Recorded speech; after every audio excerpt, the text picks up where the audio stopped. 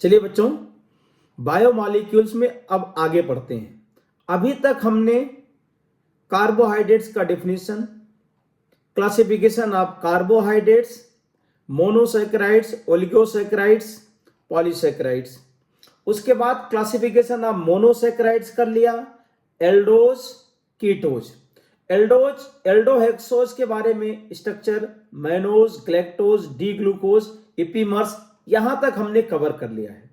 अब आगे हम लोग पढ़ते हैं ग्लूकोज के बारे में, प्रिपरेशन ऑफ ग्लूकोज। तो ग्लूकोज नेचर में फ्रीली भी पाया जाता है, कंबाइंड स्टेट में भी पाया जाता है। स्वीट फ्रूट्स जो हम लोग खाते हैं उनमें क्या होता है, ग्लूकोज आता है। पके हुए ग्रेप्स में भी क्या होता है, ग्लूकोज। हनी के अंदर भी ग्लूकोज होता है। तो अब हम लोग आगे इसमें पढ़ते हैं, अपने सिलेबस के हिसाब से जो एनसीईआरटी में दिया गया है उसी सीक्वेंस में आगे बढ़ते हैं। तो प्रिपरेशन ऑफ डी ग्लूकोज या ग्लूकोज की हम लोग बात करें तो फ्रॉम केन शुगर या फ्रॉम स्टार्च, ये पढ़ते हैं। स्टार्च फ्रॉम, पहले cane sugar, from sucrose, sucrose या चीनी या शुगर या केन शुगर, इससे हम बनाते हैं यहां पे। तो इसमें देखिए फर्स्ट पॉइंट ये है कि सुक्रोज का फार्मूला होता है C12H22O11। सभी को याद होना चाहिए भाई, बहुत इंपॉर्टेंट पॉइंट्स। सुक्रोज मतलब केन शुगर है। अगर इसका हम हाइड्रोलिसिस करते हैं डाइल्यूट HCl पे, ध्यान से सुनना भाई, डाइल्यूट HCl के साथ सुक्रोज का अगर हाइड्रोलिसिस कर दें तो alpha D glucose and beta D fructose. ध्यान से सुनिए टर्म, पहले तो आप ये याद कीजिए कि सुक्रोज के हाइड्रोलिसिस से ग्लूकोज एंड फ्रक्टोज बनता है। अभी हम यहां पे डाइल्यूट HCl या डाइल्यूट H2SO4 से हाइड्रोलिसिस कर दिया सुक्रोज का, तो glucose and fructose. Alpha D का क्या मीनिंग है, बीटा डी का क्या मीनिंग है, या अल्फा बीटा, आगे हम इसको पढ़ेंगे। अभी आपको क्या एक्सेप्ट करना है कि सुक्रोज का अगर हमने हाइड्रोलिसिस कर दिया तो D glucose and D fructose बनेगा इसमें, डाइल्यूट HCl के साथ हाइड्रोलिसिस। अच्छा, यहां पे एक टर्म हम पढ़ते हैं, इन्वर्जन ऑफ केन शुगर का नाम सुना होगा। तो जो सुक्रोज है इसका स्पेसिफिक रोटेशन कितना होता है, 66.5। अरे सुनाई दिया भाई, बोलो। सुक्रोज का स्पेसिफिक रोटेशन 60 प्लस 66.5, मतलब ये प्लेन पोलराइज्ड लाइट को क्लॉकवाइज डायरेक्शन पे 60 डिग्री तक रोटेट करता है। अगर इसका हाइड्रोलिसिस कर दिया जाता है तो ग्लूकोज बनता है एंड फ्रक्टोज। अब ग्लूकोज का स्पेसिफिक रोटेशन 52.5 डिग्री है और फ्रक्टोज का -92.4 डिग्री के आसपास है। ये निगेटिव मतलब एंटी क्लॉकवाइज, ये पॉजिटिव मतलब क्लॉकवाइज। दोनों को ऐड कर दोगे तो एंटी क्लॉकवाइज हो जाएगा। मतलब सुक्रोज का हाइड्रोलिसिस करने के पहले उसका रोटेशन क्या है, स्पेसिफिक रोटेशन क्लॉकवाइज था। हाइड्रोलिसिस के बाद जब ग्लूकोज एंड फ्रक्टोज बन गया तो स्पेसिफिक रोटेशन क्या हो गया, एंटी क्लॉकवाइज हो गया। तो कहेंगे इन्वर्जन ऑफ केन शुगर, इसका क्या होगा, इन्वर्ट शुगर हो गया, इन्वर्जन हो गया, इसीलिए इसको कहा जाता है इन्वर्जन ऑफ केन शुगर। तो पहला क्या हो गया, केन शुगर का हाइड्रोलिसिस कैसे किया जाता है, डाइल्यूट HCl। दूसरा मेथड देखो कि इन्वर्जन का मीनिंग समझा, इन्वर्टेस एंजाइम हाइड्रोलिसिस, मतलब सुक्रोज का एंजाइम के द्वारा भी हाइड्रोलिसिस हो सकता है। तो अगर आप इन्वर्टेस एंजाइम लेते हैं तो ये क्या कर देता, सुक्रोज को ग्लूकोज एंड फ्रक्टोज में कन्वर्ट कर देगा। 2 पॉइंट बता रहे हैं भाई इसमें, सुक्रोज का डाइल्यूट HCl के साथ हाइड्रोलिसिस किया तो ग्लूकोज एंड फ्रक्टोज बना, इन्वर्जन हुआ। एंजाइम हाइड्रोलिसिस कराएंगे तो सुक्रोज में अगर हम एंजाइम ऐड कर देंगे तो यहां HCl की जरूरत नहीं है। तो ये इन्वर्टेस एंजाइम क्या करेगा, सुक्रोज को ग्लूकोज एंड फ्रक्टोज में हाइड्रोलाइज कर देगा। तो ग्लूकोज के प्रिपरेशन का पहला मेथड आ गया सुक्रोज का हाइड्रोलिसिस। 2 बता दिया, एक एंजाइम, इन्वर्टेस एंजाइम सुक्रोज को ग्लूकोज एंड फ्रक्टोज में हाइड्रोलाइज कर देता है। अब दूसरा मेथड देखो, फ्रॉम स्टार्च। स्टार्च या सेलुलोज दोनों से, इनका अगर हम हाइड्रोलिसिस करते हैं dilute H2SO4 393 kelvin temperature, 393 kelvin temperature पे और 2 to 3 एटमॉस्फेरिक प्रेशर। ध्यान से देखिए भाई, स्टार्च का अगर हाइड्रोलिसिस कर देते हैं तो क्या बन जाता है? ग्लूकोज। तो ग्लूकोज बनाने के यहां दो मेथड हमने आपको बताए, दोनों एनसीईआरटी में दिए गए, आपको याद होना चाहिए। सुक्रोज का हाइड्रोलिसिस कर देंगे तो ग्लूकोज एंड फ्रक्टोज बन जाएगा, चाहे आप डाइल्यूट HCl से करो चाहे एंजाइम हाइड्रोलिसिस करेंगे। एंजाइम हाइड्रोलिसिस करेंगे तो इन्वर्टेस एंजाइम यूज करेंगे। अरे भाई रट गया। और उसके बाद में इन्वर्जन क्यों हो गया ये बता दिया आपका। पहले रोटेशन क्लॉकवाइज था, हाइड्रोलिसिस के बाद एंटी क्लॉकवाइज हो गया, तो कहेंगे इन्वर्जन ऑफ केन शुगर हो गया। तो ग्लूकोज बनाने का ये दो मेथड आ गया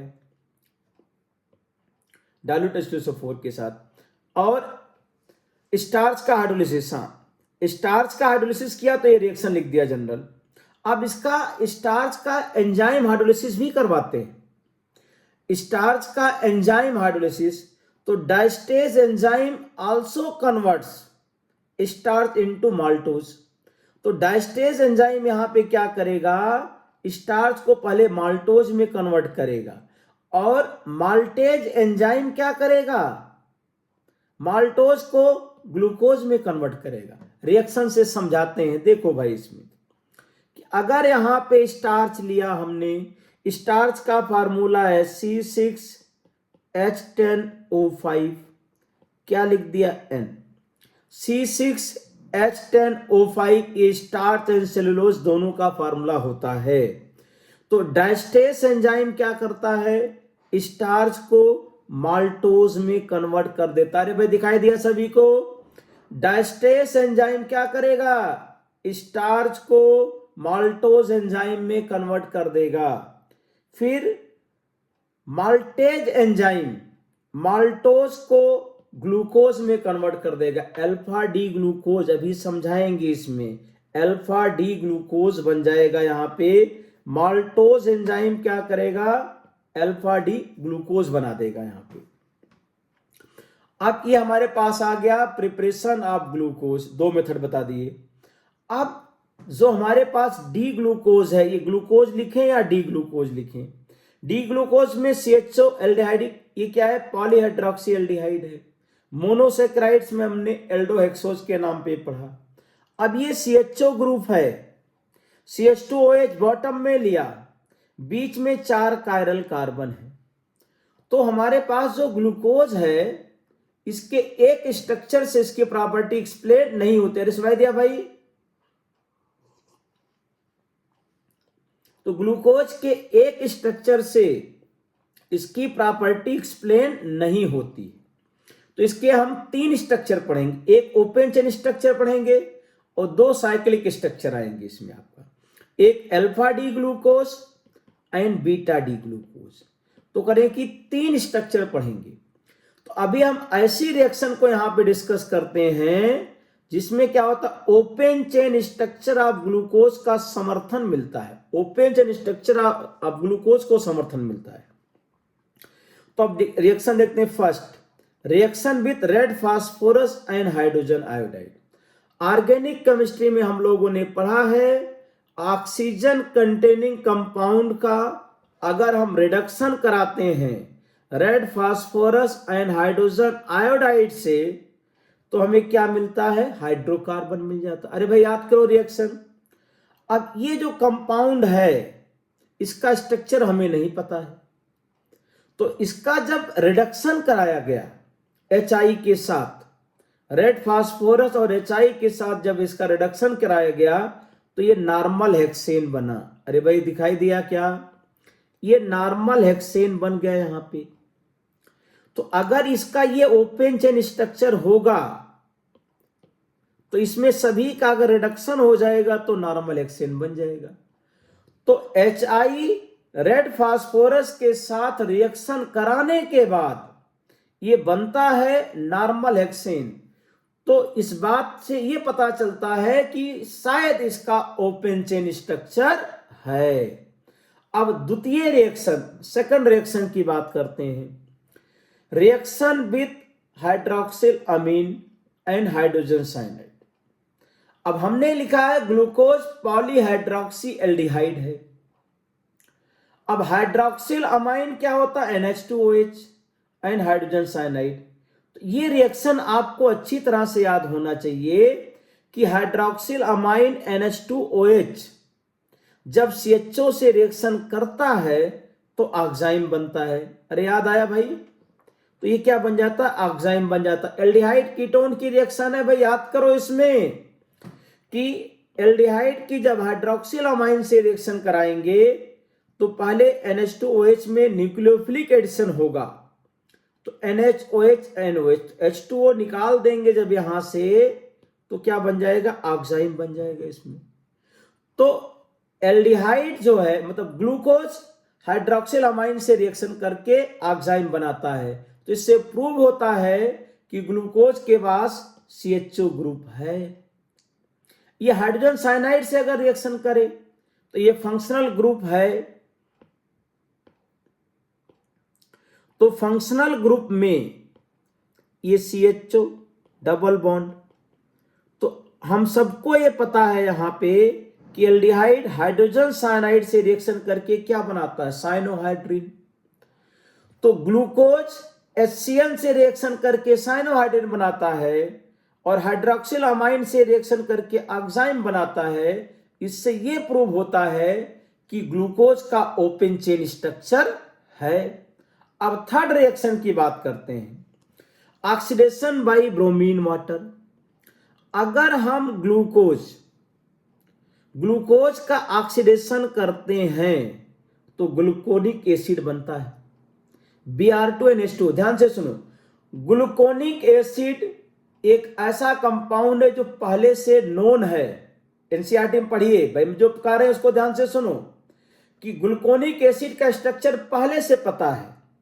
और ये C6H12O6 इसके स्ट्रक्चर में संदेह है कि इसका ओपन चेन है कि साइक्लिक है, पता नहीं।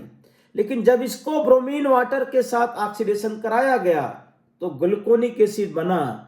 तो ग्लूकोनिक एसिड बना तो मतलब ये संदेह जाएगा कि ये स्ट्रक्चर है, तभी तो ग्लूकोनिक बना होगा, क्योंकि CHO क्या बन गया? COOH में चला गया इसमें। अरे भाई सुनाई दिया क्या? तो ब्रोमीन वाटर से रिएक्शन के बाद ग्लूकोनिक एसिड बनता है। ये इससे ये प्रूव होता है कि ग्लूकोज का ओपन चेन स्ट्रक्चर है। अब HNO3 के साथ ऑक्सीडेशन करा दें तो HNO3 क्या करेगा? प्राइमरी अल्कोहल को भी ऑक्सीडाइज कर देता है। तो अगर यहां पे HNO3 ऐड करते हैं तो क्या बन जाता है? अगर ये हमारे पास कंसंट्रेटेड HNO3 है, कंसंट्रेटेड HNO3, तो ग्लूकोज से क्या बन गया? सक्रिक एसिड बन गया। और ग्लूकोनिक एसिड का भी अगर ऑक्सीडेशन कराएं HNO3 के साथ तब भी क्या बनता है? सक्रिक एसिड बनता है।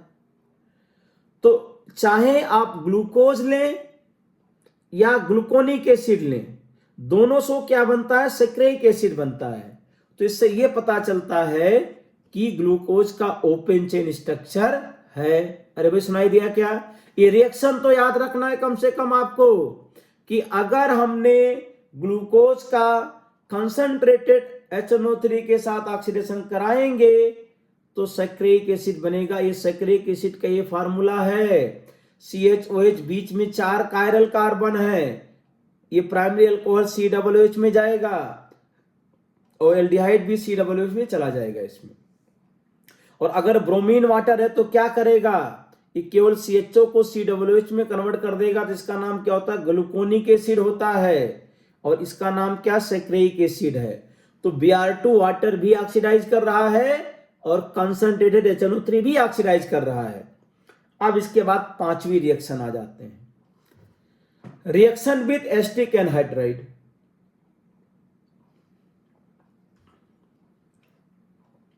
Reaction with acetic anhydride.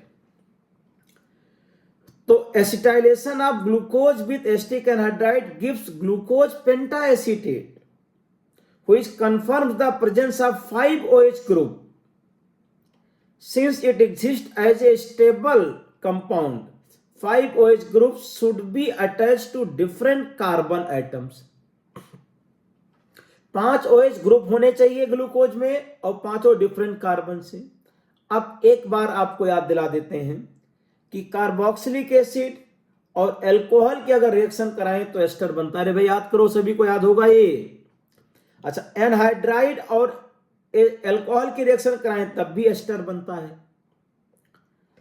अब एस्टिक एनहाइड्राइड और अल्कोहल से क्या बनता है एस्टर, ये बता दिया। एनहाइड्राइड, अगर हमारे पास यहां पे एनहाइड्राइड है, एनहाइड्राइड और अल्कोहल का OH, अल्कोहल का H, ये क्या बना देगा, एस्टर बना देगा। तो इसमें करें कि जब ग्लूकोज की रिएक्शन एस्टिक एनहाइड्राइड से कराई गई तो इसका 1 मोल इसके 5 मोल से रिएक्शन किया। अरे सुनो भाई, ग्लूकोज का 1 मोल एस्टिक एनहाइड्राइड के 5 मोल, मतलब ग्लूकोज के पास 5 OH ग्रुप होने चाहिए। ग्लूकोज के बाद देखो 4 यहां पे 1 5, तो 5 OH था, तो 1 मोल ग्लूकोज 5 मोल एस्टिक एनहाइड्राइड से रिएक्ट करके पेंटाएसिटेट ग्लूकोज बना लिया। इसमें एस्टिक एनहाइड्राइड का ये फार्मूला है। तो इससे ये प्रूव हुआ कि ओपन चेन स्ट्रक्चर सही है। अब अगली रिएक्शन देखो, इस रिएक्शन का मैकेनिज्म नहीं लिखना है, कहीं पे पूछा जाए तो हमें इसका आंसर लिखना है। Reaction with phenyl hydrogen. अब फिनाइल हाइड्रोजन का ये फार्मूला आपको अच्छी तरह से एल्डिहाइड कीटोन में याद है। देखो, glucose react with phenyl hydrazine to form glucosazone या ओसाजोन। अगर हमने कहा ये ग्लूकोज है, 3 मॉलिक्यूल फिनाइल हाइड्रोजन से रिएक्शन करता है तो ग्लूकोसाजोन ऐसा बनता है। अगर स्ट्रक्चर नहीं याद है तब भी चलेगा, केवल इतना एक्सेप्ट कर लो आप कि डी ग्लूकोज या ग्लूकोज की रिएक्शन जब फिनाइल हाइड्रोजन से कराते हैं तो 1 मोल 3 मोल से रिएक्ट करता है। 1 मोल ग्लूकोज 3 मोल फिनाइल हाइड्रोजन से रिएक्ट करके ग्लूकोसाजोन बनाता है। इसके मैकेनिज्म को आवश्यकता नहीं है, फिर भी मैंने यहां पे लिखा है। अगर आपको समझना होगा तो समझ लेंगे। इसमें देखिए, फर्स्ट स्टेप में ऐसे बनेगा, सेकंड स्टेप में ये पॉइंट आएगा और फिर यहां पे रीअरेंजमेंट हो करके फाइनली यहां पे ग्लूकोसाजोन बन जाएगा। तो ये ओपन चेन स्ट्रक्चर के लिए हमने 6 रिएक्शंस आपको बता दिए। अरे भाई सुनाई दिया क्या? अब देखिए, limitations of open chain structure of glucose बहुत इंपॉर्टेंट है। एनसीईआरटी की ही लाइन हमने यहां पे सब लिखी हुई है।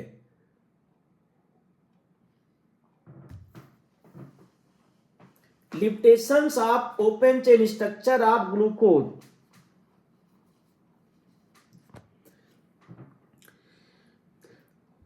It does not give 2,4-DNP test, skip test and sodium bisulfide। अरे भाई, हमने एल्डिहाइड कीटोन चैप्टर पढ़ा है, तो एल्डिहाइड कीटोन में अगर ओपन चेन स्ट्रक्चर सही है तो डी ग्लूकोज 2,4-DNP टेस्ट देना चाहिए जो एल्डिहाइड का टेस्ट है। सोडियम बाइसल्फाइड से रिएक्ट करना चाहिए, सिफ टेस्ट भी देना चाहिए। ये 3 पॉइंट, ये तीनों नहीं देता है, आपको याद रखना है।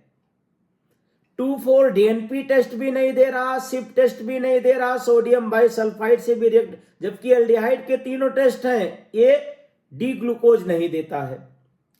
अगला पॉइंट देखिए, बहुत इंपॉर्टेंट लाइन है, ये पूछा जाएगा। Pentaacetate glucose does not react with hydroxylamine. अभी आगे क्या पढ़ाया मैंने कि हाइड्रोक्सिल अमाइन ग्लूकोज से रिएक्शन करता है और ऑक्साइन बनाता है। तो ग्लूकोज डायरेक्ट हाइड्रोक्सिल अमाइन से रिएक्ट करके ऑक्साइन बनाता है। पीछे आप रिएक्शन देखना जा करके, लेकिन कह रहे कि पेंटा एसीटेट ग्लूकोज हाइड्रोक्सिल अमाइन से रिएक्शन नहीं कर रहा है। इंपॉर्टेंट पॉइंट है। इससे यह पता चल रहा है कि ग्लूकोज के पास फ्री CHO ग्रुप नहीं है, फ्री CHO ग्रुप नहीं है इसके पास। इससे यह पता चल रहा है फ्री CHO ग्रुप नहीं है। अरे भाई सुनाई दिया क्या? पेंटा acetate glucose does not react with hydroxylamine. पूरा लाइन याद रहना चाहिए भाई जो आपको मैं बोल रहा हूं। तो ये करें कि इससे ये पता चल रहा है कि शायद जो हम लोग स्ट्रक्चर पढ़ रहे हैं जिसमें फ्री CHO ग्रुप है, ये स्ट्रक्चर बनाया हम लोगों ने। अगर ये स्ट्रक्चर होता तो पेंटा एसीटेट ग्लूकोज हाइड्रोक्सिल अमाइन से रिएक्शन कर जाता, लेकिन ये नहीं कर रहा है। इसके बाद देखो, glucose is found to exist in 2 different crystalline form which are named as alpha and beta. मतलब ग्लूकोज 2 क्रिस्टलाइन फॉर्म में एग्जिस्ट करता है। समझिए कैसे। ये एनसीईआरटी की लाइन लिखी गई है, मैं इसको डायग्राम से समझाता हूं आपको। ये डायग्राम से समझाते हैं। देखिए, करें ये कंसंट्रेटेड सॉल्यूशन ऑफ ग्लूकोज है, कंसंट्रेटेड सॉल्यूशन ऑफ ग्लूकोज। अगर हम इसको 303 केल्विन पे क्रिस्टलाइजेशन कराएं, ये कंसंट्रेटेड सॉल्यूशन ऑफ ग्लूकोज, तो ये सॉलिड मिलता है। अरे भाई सुनाई दिया क्या? कंसंट्रेटेड सॉल्यूशन ऑफ ग्लूकोज लिया था, क्रिस्टलाइजेशन कराएंगे अगर, एक सॉलिड बना यहां पे। क्रिस्टलाइजेशन के बाद जो यहां पे सॉलिड मिला, इस सॉलिड का जो मेल्टिंग पॉइंट है 419 केल्विन है, स्पेसिफिक रोटेशन 112 डिग्री है। अरे सुनाई दिया भाई?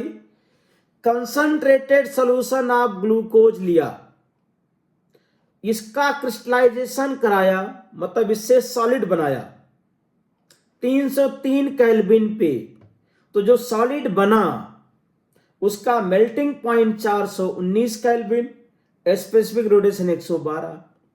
दूसरा एक्सपेरिमेंट देखो, saturated solution of hot glucose, मतलब ये भी ग्लूकोज का ही सॉल्यूशन है, लेकिन अब 371 केल्विन पे, 371 केल्विन पे क्रिस्टलाइजेशन करा रहे हैं। मतलब आप ऐसा मान सकते हैं कि ग्लूकोज का आपने सॉल्यूशन बनाया, अगर उसको 303 केल्विन पे क्रिस्टलाइजेशन कराते हैं, एक सॉलिड बनता है जिसका मेल्टिंग पॉइंट और स्पेसिफिक रोटेशन ये आ गया। अगर इसी सॉल्यूशन को हम 371 केल्विन पे क्रिस्टलाइजेशन कराते हैं तो एक दूसरा सॉलिड बनता है जिसका मेल्टिंग पॉइंट 423 केल्विन है और स्पेसिफिक रोटेशन 19.2। मतलब ग्लूकोज को वाटर में डिसॉल्व किया, और अगर हम डिफरेंट मेथड से क्रिस्टलाइजेशन करें तो 2 अलग अलग सॉलिड बन रहे हैं। मतलब ग्लूकोज सॉलिड स्टेट में 2 अलग अलग फॉर्म में एग्जिस्ट कर रहा है, क्योंकि उनका डिफरेंट मेल्टिंग पॉइंट आ रहा है, डिफरेंट स्पेसिफिक रोटेशन आ रहा है। तो इसमें करें कि जो हमारे पास थर्ड लिमिटेशन में लिखा कि ग्लूकोज 2 डिफरेंट क्रिस्टलाइन फॉर्म में एग्जिस्ट करता है, alpha form and beta form. इसका मतलब यह हो गया कि ग्लूकोज की जो प्रॉपर्टी है किसी एक स्ट्रक्चर से एक्सप्लेन नहीं होगी। अब alpha form and beta form हम लोग आगे पढ़ेंगे स्ट्रक्चर ऑफ ग्लूकोज का। अब पहले इसमें हमारे पास 2 एक क्वेश्चंस देख लेते हैं। अभी तक जो हमने रिएक्शन पढ़ा उसके लिए, जो हमने ओपन चेन स्ट्रक्चर की रिएक्शंस पढ़ी उसके लिए कुछ क्वेश्चन रिवाइज कर लेते हैं। देखिए, what is the product of reaction of glucose with HNO3। तो अभी मैंने आपको बताया कि जब HNO3 से करते हैं तो सैकराइक एसिड बनता है। ये पूरा रट जाए, ये एनसीईआरटी की रिएक्शन एग्जाम में पूछा जाएगा, कहीं कोई संदेह नहीं होना चाहिए आपको। Which of the following carbohydrate give an hexane on reaction with HI, मतलब with HI। तो हाइड्रोजन आयोडाइड के साथ अगर हम इसका रिडक्शन कराते हैं तो which of the following carbohydrate अगर ग्लूकोज 6 कार्बन है तो ये क्या बनाएगा, कार्बोहाइड्रेट बनाए, ये बनाएगा नॉर्मल हेक्सेन। फ्रक्टोज, फ्रक्टोज में भी 6 कार्बन है, ये भी बनाएगा नॉर्मल हेक्सेन। तो ग्लूकोज एंड बोथ, तो इसका थर्ड आ जाएगा। बोथ ग्लूकोज एंड फ्रक्टोज क्या बनाएंगे, नॉर्मल हेक्सेन बनाएंगे। Which of the following reagent is required to form osazone? हमने आपको बता दिया भाई, कम से कम याद रखो ओसाजोन। ओसाजोन बनाने के लिए हमें फिनाइल हाइड्राजीन चाहिए भाई, फिनाइल हाइड्राजीन। तो हमने ये क्वेश्चन वही लिखे हैं कि मतलब जो रिएक्शंस हमने पढ़े एनसीईआरटी वाली, उससे रिलेटेड क्वेश्चन आगे। Which of the following product is obtained on reaction of glucose and bromine water? Low, glucose and bromine water से ग्लूकोनिक एसिड, पूरा रट जाना चाहिए भी, ग्लूकोनिक एसिड कहां पे है, gluconic acid. Glucose on heating with HI gives normal hexane कहां है, fourth D. Glucose react with acetic anhydride to form penta acetate glucose. तो ये रिएक्शंस हम लोगों ने पढ़े हैं बीच में। अगला, how many moles of phenyl hydrogen required to form osazone by glucose? 3 molecule हमने बता दिया आपको इसमें, 3 molecule. In saccharic acid how many alcoholic groups are present? अब सैकरिक एसिड में कितने एल्कोहलिक ग्रुप हैं, याद है, पढ़ लिया इसमें, देखिए वापस जा करके। 4 एल्कोहलिक ग्रुप हैं, 4 एल्कोहलिक ग्रुप। ये सैकरिक एसिड यही तो है, एक बार हम आपको दिखा देते हैं। सैकरिक एसिड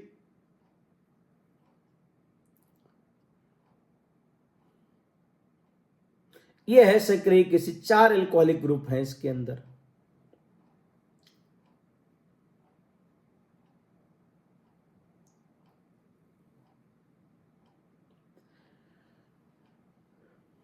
इपिमराइजेशन इन्वॉल्व्स, इपीमर्स भी बताया है इसमें, the change in configuration at only 1 stereogenic centre out of at least 2।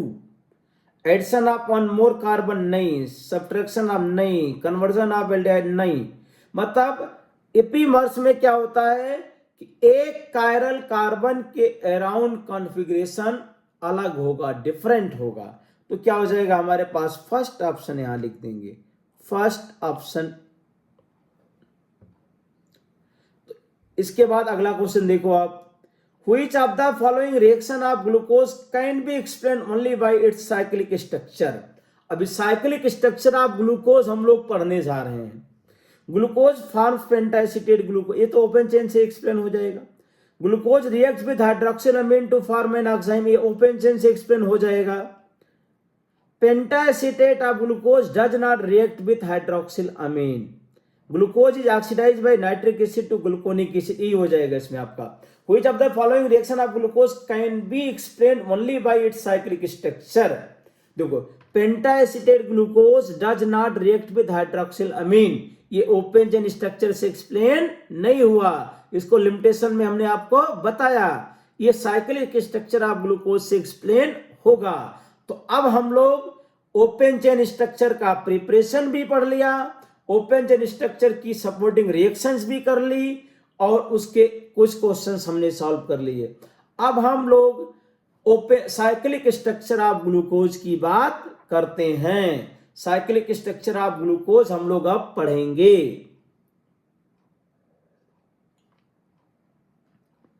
जैसा कि हमने बता दिया, cyclic structure of glucose, glucose open chain structure से सारी प्रॉपर्टी एक्सप्लेन नहीं की। अब यहां पे सबसे पहले आप समझो यहां पे कि हेमी एसिटल क्या होता है और एसिटल क्या होता समझते हैं। तो एक बार एल्डिहाइड कीटोन में आपने पढ़ा है, जिसने नहीं पढ़ा वो ध्यान से सुन ले कि अगर हमारे पास ये एल्डिहाइड है, इस पे हम एक मॉलिक्यूल अल्कोहल ऐड कर दें, तो ऐड करने के बाद देखो ये ऑक्सीजन का लोन पेयर कार्बन के पास जाएगा, ऑक्सीजन पे माइनस चार्ज आया तो एक OH एक OR बन जाएगा। तो इसको क्या बोलेंगे, हेमी एसिटल। तो एल्डिहाइड पे जब एक कार्बन ऐड होता है तो क्या बनता है, हेमी एसिटल बन जाता है। और जब एल्डिहाइड पे दूसरा कार्बन हम लोग ऐड कर देते हैं, दूसरा अल्कोहल ऐड करते हैं, तो ये क्या होगा, OCH3, तो ये क्या बन जाएगा, एसिटल। तो एल्डिहाइड पे एक अल्कोहल ऐड करते हैं तो हेमी एसिटल, और दो अल्कोहल ऐड करते हैं तो एसिटल बन जाता है। अब करें कि डी ग्लूकोज का साइक्लाइजेशन हो जाएगा और साइक्लिक स्ट्रक्चर कैसे बनता है ये देखते हैं। तो ये हमारे पास डी ग्लूकोज है। डी ग्लूकोज का स्ट्रक्चर हमने बताया कि CHO ऊपर है, CH2OH नीचे, बीच में 4 कायरल कार्बन है। थर्ड कार्बन पे OH क्या है, लेफ्ट में है, बाकी सेकंड 4 एंड 5 पे OH राइट में। तो डी ग्लूकोज का स्ट्रक्चर हमें याद है। अब डी ग्लूकोज में एल्कोहलिक ग्रुप भी है और एल्डिहाइडिक ग्रुप भी है, तो ये दोनों रिएक्ट करके आपस में क्या बना लेंगे, हेमी एसिटल बना सकते हैं। ये पॉसिबिलिटी भी हो सकती है ना, केवल ओपन चेन के फॉर्म में नहीं, ये आप थोड़ी निकाल सकते हैं इसमें। तो जो एल्डिहाइडिक ग्रुप है और इसका OH ग्रुप है 5वें कार्बन का, ये दोनों रिएक्ट करके हेमी एसिटल, तो हेमी एसिटल बनाएंगे जब, तो इसमें ये भी कार्बन क्या हो जाएगा, कायरल हो जाएगा। अरे सुनो भाई ध्यान से, जब हेमी एसिटल बनेगा तो ये भी कार्बन कायरल हो जाएगा। तो अब इसमें दो कॉन्फ़िगरेशन बनेगा, एक बार OH को आप राइट में रखेंगे और एक बार OH को लेफ्ट में रखेंगे, बाकी ऑक्सीजन आ जाएगा पहले और 5वें के बीच में। तो जब डी ग्लूकोज का एल्डिहाइडिक ग्रुप 5वें कार्बन के OH के साथ हेमी एसिटल बनाता है, तो फर्स्ट कार्बन भी क्या हो जाता है, कायरल कार्बन, और उसके दो कॉन्फ़िगरेशन बनते हैं, दो ओरिएंटेशन बन सकते हैं। तो एक OH राइट में और एक OH लेफ्ट में। जब OH को राइट में लिखते हैं तो उसको बोला जाता है अल्फा डी ग्लूकोज, और जब OH को लेफ्ट में लिखते हैं तो बीटा डी ग्लूकोज। ये दोनों मिरर इमेज नहीं है, केवल फर्स्ट कार्बन पे ही कॉन्फ़िगरेशन अलग अलग है। मतलब ये साइक्लिक फॉर्म में आ गया। अब साइक्लिक फॉर्म में इसके टोटल 5 रिंग हैं, 5 कार्बन है और एक 6 मेंबर हैं। तो 5 कार्बन 1 2 3 4 5 और एक ऑक्सीजन। तो ये कंपाउंड है ऑर्गेनिक केमिस्ट्री में पायरन। पायरन में 6 मेंबर रिंग है लेकिन 5 कार्बन है, एक ऑक्सीजन है। तो पायरन का डेरिवेटिव मान सकते हैं इसको। तो पायरन के डेरिवेटिव में अब ये जो हमने alpha D and beta D बनाया है, इसका लिखेंगे हावर्थ प्रोजेक्शन फार्मूला लिख देंगे यहां पे। तो हावर्थ प्रोजेक्शन में क्या करेंगे कि ये रिंग बना दिया पायरन, first carbon, second carbon, third, 4, 5, 6। तो अब देखो फर्स्ट कार्बन पे 2 ग्रुप आएंगे तो एक वर्टिकल लाइन बनाया सब जगह, सेकंड पे 3, 4, 5 सब जगह पे वर्टिकल लाइन बना दिया। तो जो 5th कार्बन में है उसको CH2OH को हमेशा ऊपर रखना है और हाइड्रोजन के नीचे। इसके बाद देखो बाकी 1 2 3 4 ये 4 कार्बन में क्या करना है, जो फिशर प्रोजेक्शन में जो ग्रुप राइट में उसको बिलो द प्लेन लिख दो और जो ग्रुप लेफ्ट में उसको अबव द प्लेन लिख दो। तो जो ये first chiral carbon 1 2 3 4 first to 4 के बीच में, तो देखो दो फर्स्ट पे OH below the plane, second पे OH below the plane, third पे OH above the plane, fourth पे OH क्या हो गया, बिलो द प्लेन। तो इस तरीके से अल्फा डी ग्लूकोज का फार्मूला बन जाएगा। इसको अल्फा डी ग्लूकोपायरानोज भी बोलेंगे, अल्फा डी ग्लूकोपायरा। अरे भाई सभी को याद रहेगा, ये याद रखना पड़ेगा आपको इसमें भाई। अल्फा डी ग्लूकोज का फार्मूला कैसे बन रहा है इसको ध्यान से देखिए आप इसमें, या आप पायरन का रिंग बना लेंगे ऐसा, oxygen first carbon, second, third, fourth, 5वें कार्बन पे CH2OH को ऊपर रखो, हाइड्रोजन को नहीं। ये first carbon, second carbon, third, fourth. अब फर्स्ट कार्बन पे OH below the plane, second पे OH below the plane, third पे OH above the plane, fourth पे OH बिलो द प्लेन। भाई ये हमारे पास अल्फा डी का फिशर प्रोजेक्शन है, ये बीटा डी का फिशर प्रोजेक्शन है। ये रिंग बनाइए, फर्स्ट कार्बन पे मतलब फिशर में जो राइट में है उसको बिलो द प्लेन, मतलब 1 2 3 4 5 में सभी पे 5 लाइन वर्टिकल बनाएंगे, below the plane above the plane. तो alpha D glucose beta D glucose का फार्मूला पहले याद कर लेंगे। अब आता है साइक्लिक स्ट्रक्चर ऑफ फ्रक्टोज बनाना है हमें। हमने साइक्लिक स्ट्रक्चर ऑफ ग्लूकोज बना दिया इसमें। कहीं साइक्लिक स्ट्रक्चर ऑफ फ्रुक्टोज मतलब फ्रुक्टोज भी 6 का मतलब साइक्लिक फॉर्म में एग्जिस्ट करता है। तो फॉर्मेशन ऑफ हेमिएस्टर एंड कीटल की बात करें तो अगर कीटोन की रिएक्शन हम अल्कोहल से करें, एक अल्कोहल ऐड कर दें तो क्या बन जाएगा, हेमी कीटल बनेगा। अगर दूसरा अल्कोहल बना ऐड कर दें तो कीटल बन जाएगा, ये सभी को पता है। अब डी फ्रक्टोज का फार्मूला कैसे बनेगा बताया हुआ है। फर्स्ट और सेकंड कार्बन को छोड़ो आप, ये फर्स्ट सेकंड 3 4 5 एंड 6, 3 से लेकर के 6 तक जैसा ग्लूकोज का था वैसे चिपका देंगे। यहां पे केवल फर्स्ट एंड सेकंड कार्बन पे अलग है, ये डी फ्रक्टोज। अब इसका सेकंड एंड फिफ्थ रिएक्शन करेगा तो ये 5 मेंबर रिंग बन जाएगी। यहां पे इसका सेकंड एंड फिफ्थ अब क्रिया करेगा तो 5 मेंबर रिंग बनेगी। यहां पे तो देखो यहां पे सेकंड एंड फिफ्थ पे ये 5 मेंबर रिंग, तो 5 मेंबर रिंग बनेगी इसमें। तो सेकंड कार्बन भी क्या बन जाएगा, कायरल कार्बन। अब इसमें एक OH ग्रुप आएगा और एक CH2OH आएगा। तो अगर हमने OH को राइट में रखा अल्फा डी और CH2OH को राइट में रखा तो बीटा डी बोल देंगे। तो करें कि फ्रक्टोज के भी दो क्या बनेंगे, साइक्लिक आइसोमर्स बन जाएंगे इसमें। अब इसमें 5 मेंबर रिंग बनती है तो इसको फ्यूरान का डेरिवेटिव मानेंगे। फ्यूरान यहां पे सामने लिखा गया है। तो अब इसमें कर ये फिशर प्रोजेक्शन है, कल इसका हावर्थ प्रोजेक्शन बनाओ। तो हावर्थ प्रोजेक्शन में रिंग बना दिया हमने यहां पे। तो first carbon second carbon, first second third 4 5 6, 6 carbon है इसमें। तो सेकंड कार्बन यहां पे हमारे पास पे वर्टिकल लाइन, थर्ड पे वर्टिकल लाइन, 4 पे वर्टिकल लाइन, 5 पे वर्टिकल लाइन।